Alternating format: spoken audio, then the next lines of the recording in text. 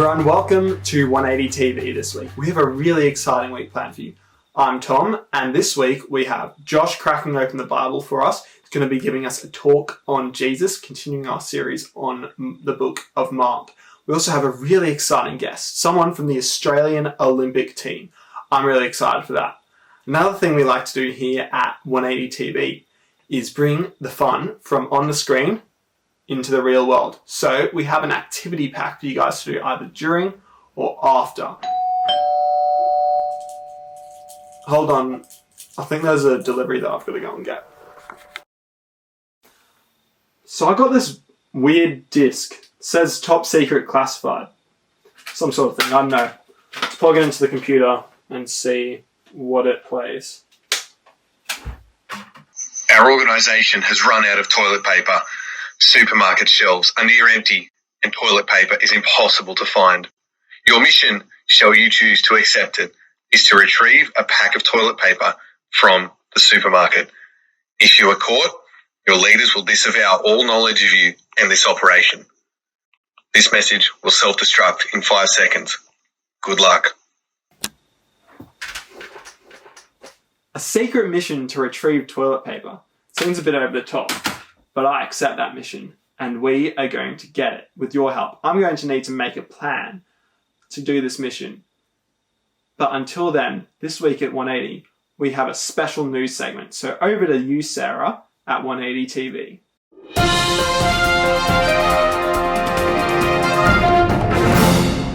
Welcome to 180 TV News. Last week at 180, we continued to follow the journey of the most important person in the world, Jesus.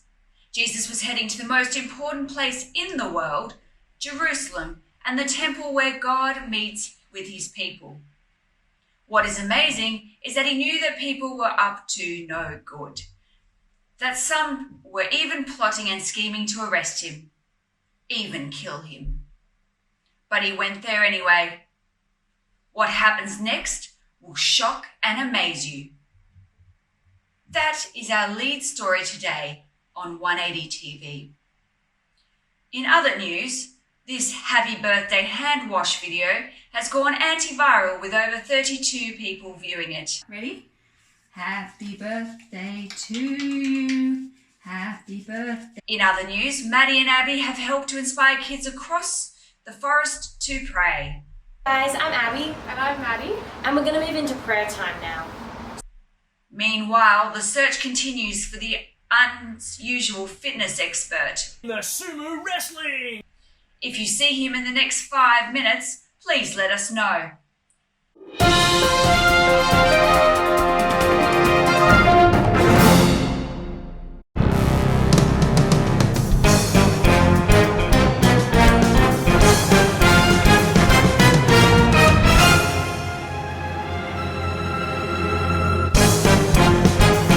Now, I've got a plan. Now, joining my team is my awesome tech guy. They're going to be at the computer helping me out throughout the mission. Another thing that you need for a mission is a leather jacket, and you also need a pair of sunglasses. Because if you don't look cool on a mission, what's the point of going on the mission itself? Another thing that you need for a mission, because of all the high-speed chases we're probably going to get into, right, is a car. I've got myself a sweet car over here. So let's get going. I'll show you inside. Let's check out some of these car gadgets. Now, because of all the high-speed chases you get into, and all the smell of burnt rubber from that, I have an air freshener. That's a very helpful thing when you're in spy game. Another thing that I've got is mints. You don't want bad breath while you're on the run. Just a bad look. Now, something else.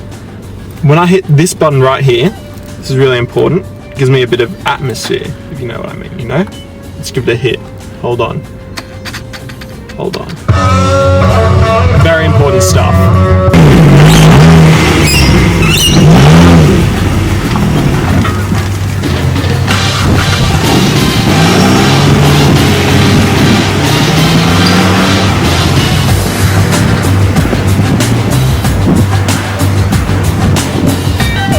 Alright, tech guy, where am I going? Straight. Straight. Go straight. Okay. Go straight. What do you mean not left? I've just turned left. Okay, which way do I go now? I'm at the shops. Go right. Turn right. All right. Go right.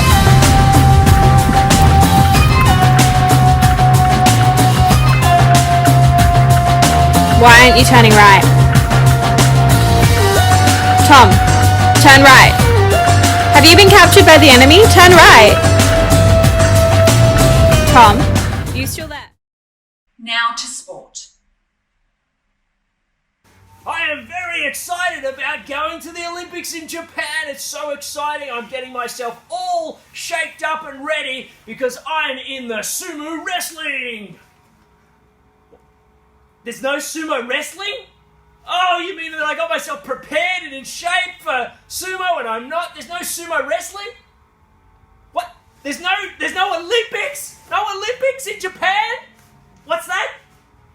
Oh, there's going to be an Olympics next year. That's great. The marathon? I'll try the marathon. All right, I've got an exercise for you. If you want to get ready for the marathon, this is what you need to do. All right, are you ready? We're going to start with some simple squats. You ready? Squats. And squats. That's exciting. And now we're going to do single leg lunges. This will activate the hips. Open them up. Get those legs going. Oh, can you feel it, kids? Are you doing this at home? Well, this will get you ready for the Olympics in 2021. That's the main headlines.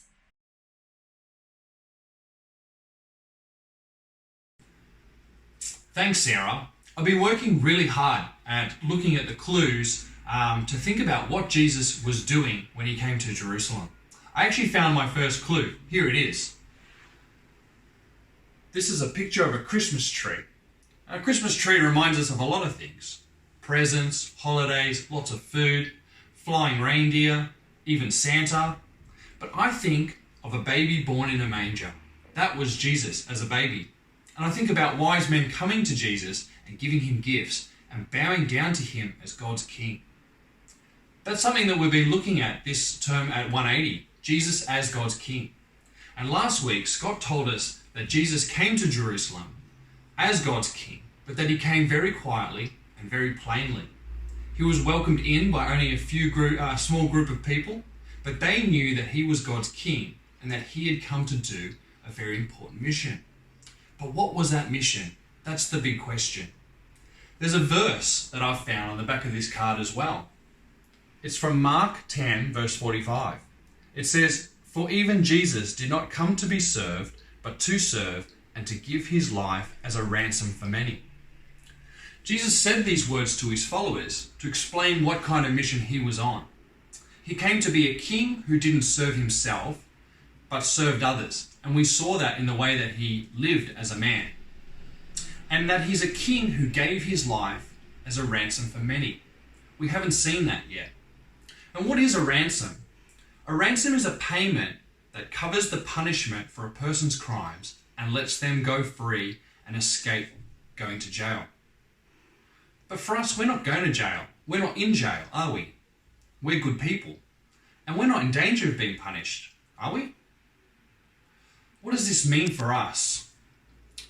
Our second clue will let us know. In other news,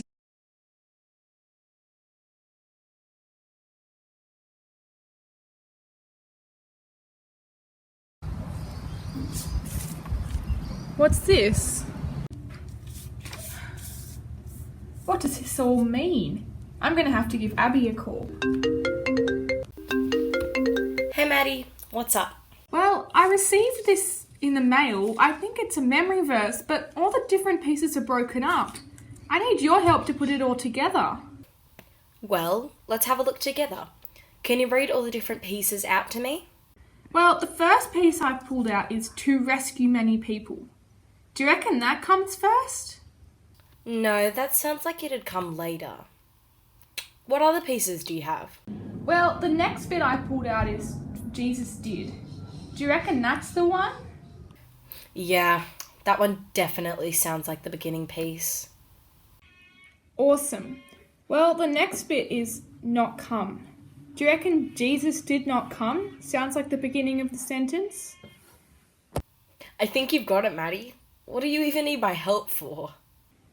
No, I definitely couldn't figure this out on my own. What do you reckon comes next? Do you have a piece that says something about Jesus serving? Yeah, I do. I have a bit that says to be served, but to serve.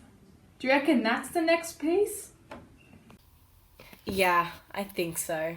Right, now out of these pieces, and to give, and his life, which one sounds like it would come next?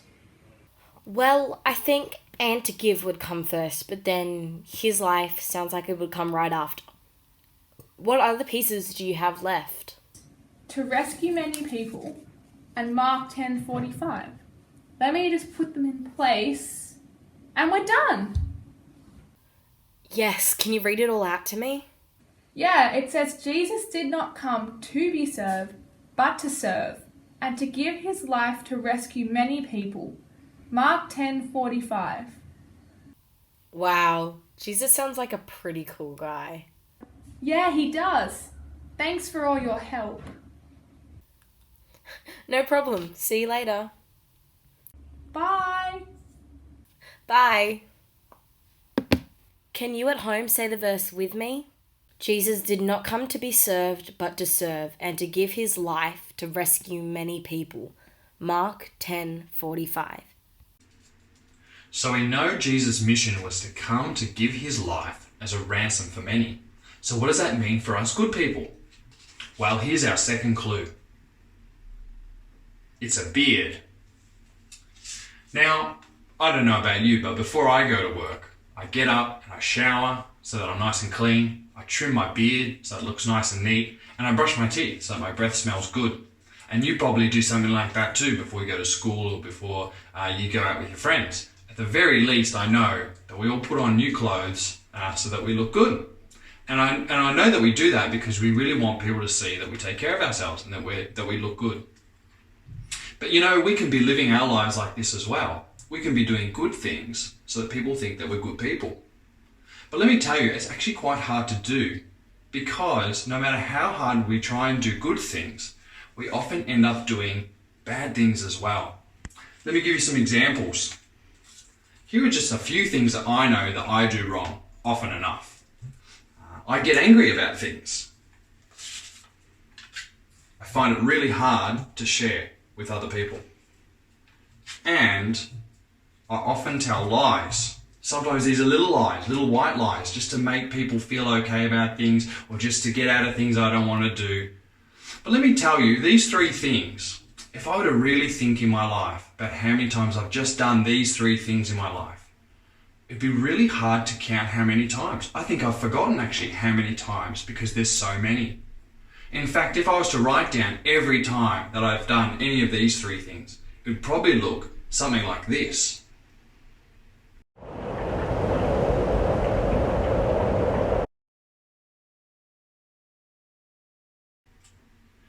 Well, that's a lot of bad things, isn't it? But they're only little bad things, right? Getting angry, surely we're still good people even if we're doing those things. And surely we're not in danger of being punished, are we? Let's look at our third clue.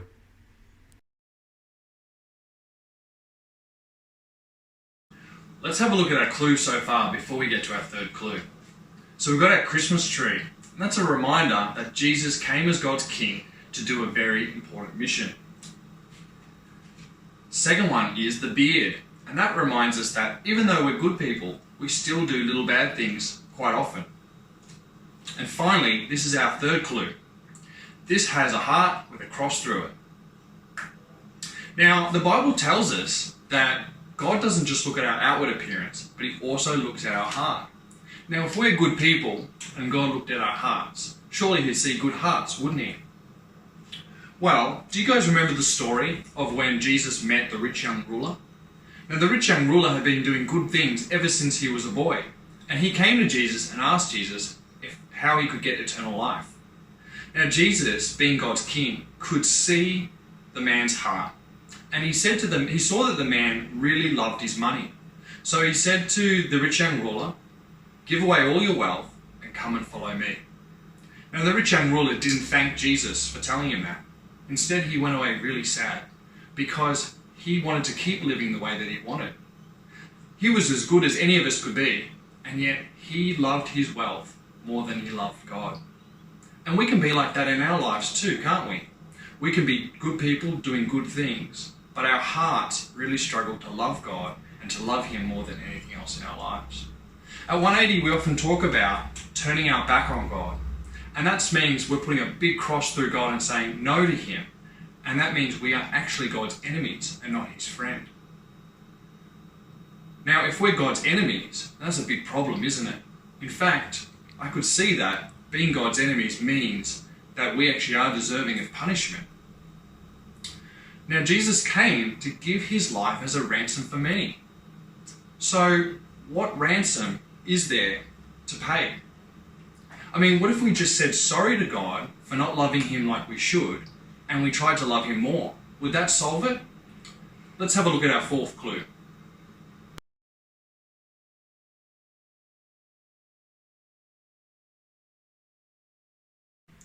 Here's our fourth clue. Can you see that? It's got some jail bars on it. Now, I said before that if we just said sorry to God, surely that would fix the problem, wouldn't it? Say sorry and we get forgiven. Seems like a good idea, doesn't it? But let's think about this. Our fourth clue has jail bars. And jail bars are for prisoners. And prisoners go to jail because they've done wrong things. Well, before bad people go to jail, they see a man called the judge. And the judge is the one who decides who goes free and who goes to jail as punishment. Now, if a bad person came in deserving to go to jail and he said sorry to the judge, would the judge let him go free? I mean, the judge could let them go free if he wanted to. But what about the punishment for the crimes? What would the judge do about that? Think about it this way. If you're at school and someone did something that was really, really, really horrible to you, and you told your teacher, but instead of the teacher punishing that person, the teacher said, that's okay, there's no punishment, off you go, it doesn't matter. You'd feel upset, wouldn't you? You'd think the teacher doesn't care about what happened to you.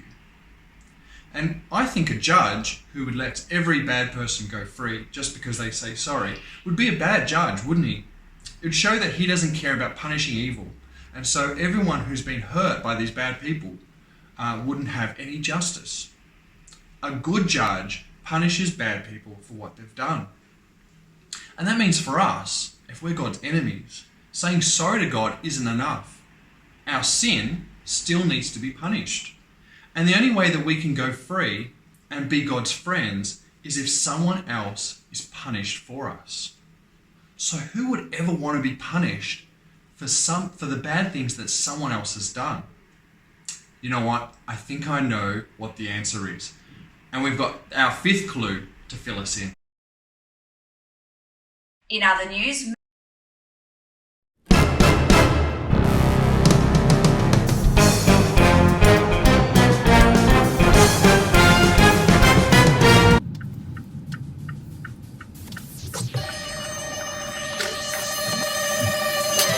Okay, it's time to get the toilet paper.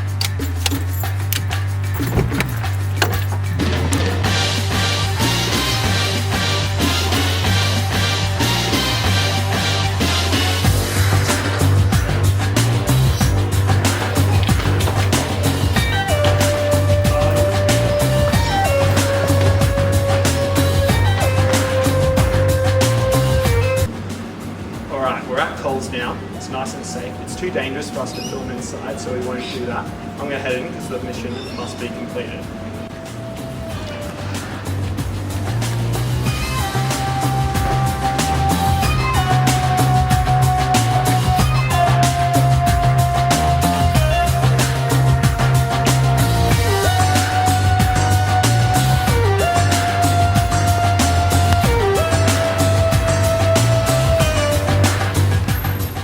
Mission accomplished.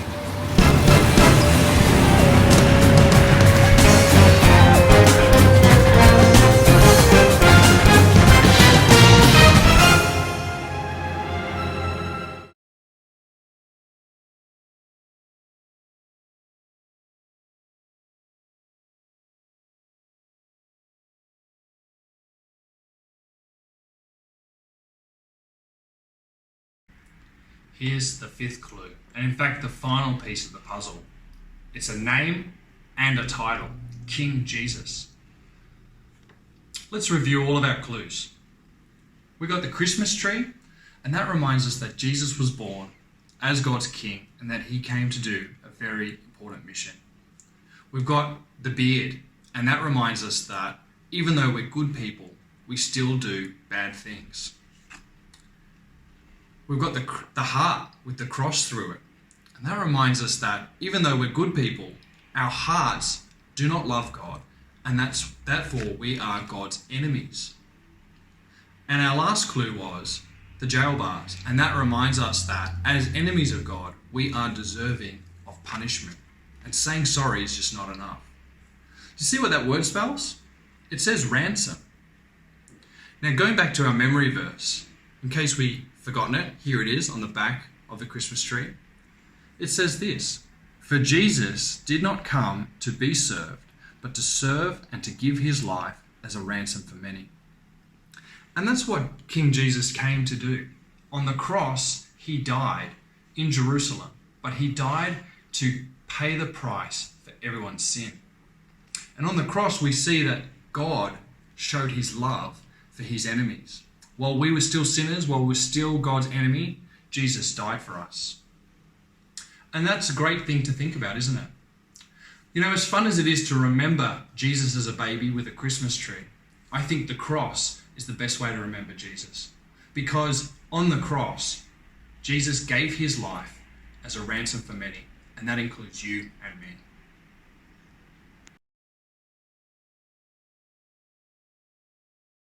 Just email us at 180tvclub@gmail.com. Thank you for coming to 180 this week. It's great that we're able to accomplish our mission for getting the toilet paper, and we're able to learn about how Jesus died. Come back next week to find out what happens to Jesus after. Thanks for coming, and I'll see you then.